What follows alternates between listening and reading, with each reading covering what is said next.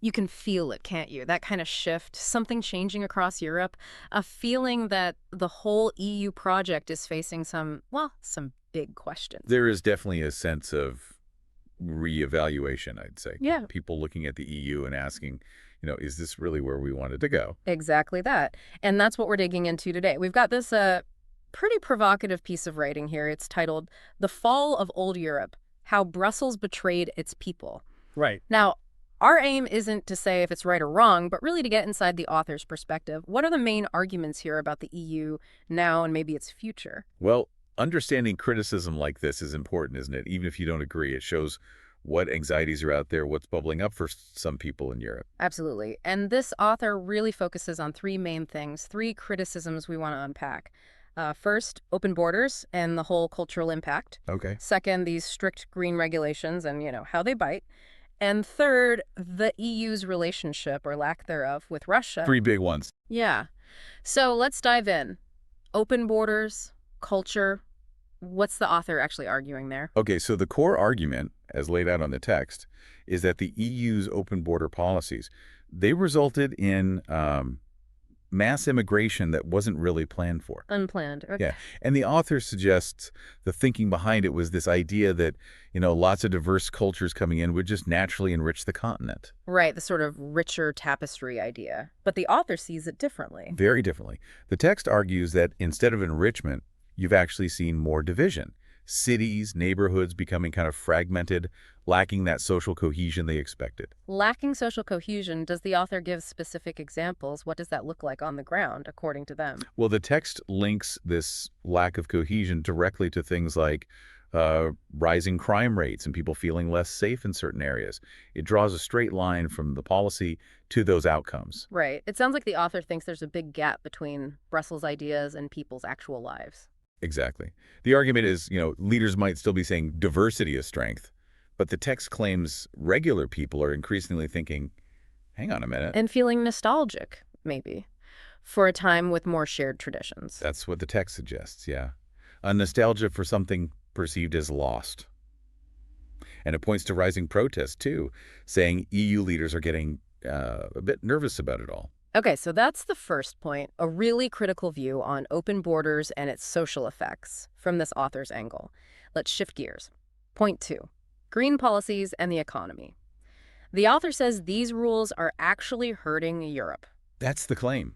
The text gives examples like factories shutting down because they just can't meet the new environmental standards. It costs too much. Okay. And farmers, too, struggling with new rules impacting how they work. And it's not just businesses, right? It hits regular people. Oh, definitely. The author argues these policies are a big reason why energy costs, heating, electricity, have gone up so much for ordinary citizens. There's that specific example about Germany, too, isn't there? Moving away from nuclear. Right, towards wind and solar.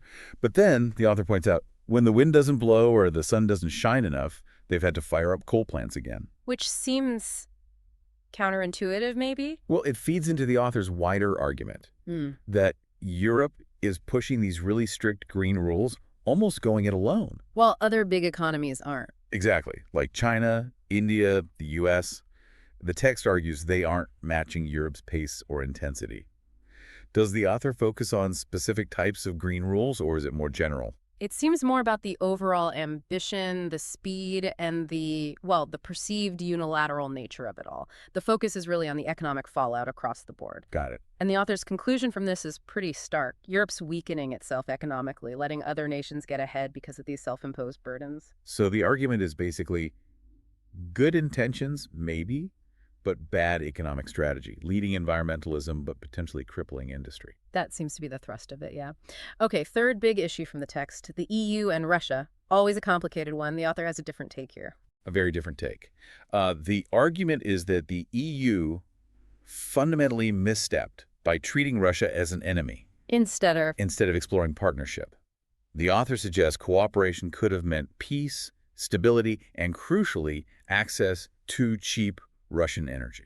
which Europe relied on for a long time. Exactly. But instead, the text says the EU followed America's lead, stopped buying that cheaper energy, put sanctions on Russia. And the result, according to the author, Europe now has to buy energy from elsewhere, and it's much more expensive. right, which again hits businesses, hits households. Uh-huh. And the author also points to the geopolitical side.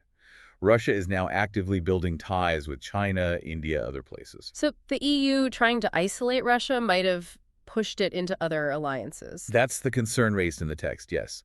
That Europe, by trying to weaken Russia, has ended up kind of marginalizing itself and paradoxically weakening its own global standing. It backfired, essentially. Okay, so those are the three core critiques. Mm. Then the author kind of pans out, compares Europe to the US and Russia. What's the point being made there? Well, the text portrays both the U.S. and Russia, different as they are, as being more decisive, more sure of themselves than the EU seems to be. How so? The U.S. is seen as emphasizing, freedom and strength, Russia emphasizing tradition, national identity, belief.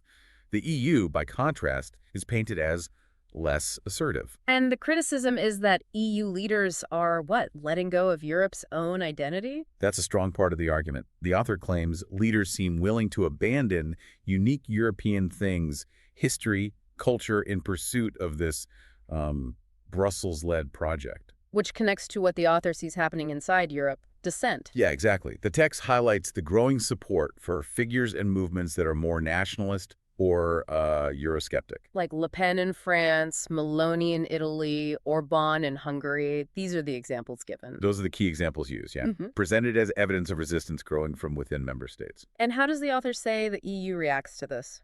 Not well, according to the text. The claim is the EU tends to dismiss them, calls them populists, troublemakers, rather than actually listening to the concerns their supporters might have. And instead of listening, the EU does what? Doubles down, apparently, more rules, more regulations, sometimes trying to quieten the dissent, which the author argues just makes people angrier. Okay, so this leads to what the author thinks is the EU's biggest problem, its fundamental flaw. Yeah, it goes beyond specific policies. The core belief in the text is that the EU's big failure comes from, well, ignoring European history, culture, the importance of nations. This idea of trying to make everything uniform, homogenized. Exactly. And that clashes, the author argues, with people's need to feel connected to their own country, their own past. It creates a disconnect. And are there real-world consequences mentioned? Yes, the text points to things like young people leaving Europe for opportunities elsewhere and older people feeling alienated, like society's changing too fast and leaving them behind. And the blame is placed squarely on Brussels. Pretty much. The author strongly asserts that the leaders in Brussels are just out of touch, living in their own world, disconnected from ordinary citizens' realities. It's a very critical view of the leadership. And this internal weakness, this disconnect, impacts Europe's global role. That's the argument. The author sees the U.S. and Russia gaining influence while Europe is sort of treading water or even losing ground. Why? What's Europe doing wrong on the world stage, according to this view? The criticism is that Europe gets too caught up in trying to be perfect, maybe too hesitant, not willing to be decisive, and just assert its own interests like other powers do. Yeah. Yeah, the underlying issue, as presented, is this failure to really define what Europe is anymore, what its goals are for the future. This lack of clarity weakens it. So putting all this together, the author's prediction for the EU, it doesn't sound optimistic. Not at all. The suggestion is the EU might, carry on as an administration. The buildings and bureaucrats will still be there. But the spirit is gone. That's the idea. That the essential why of the project, the shared identity, is fading or lost. And looking back, how will this era be seen? As the start of Europe's decline, according to this author, a time when leaders made crucial errors. And the leaders themselves. How will they be remembered? The text is quite harsh. It suggests they'll be seen as people who put their own ideas, their own projects, ahead of the actual well-being of Europeans. Wow. And the author thinks if the EU does eventually weaken or break up, people won't care much. Or might even be relieved, yeah.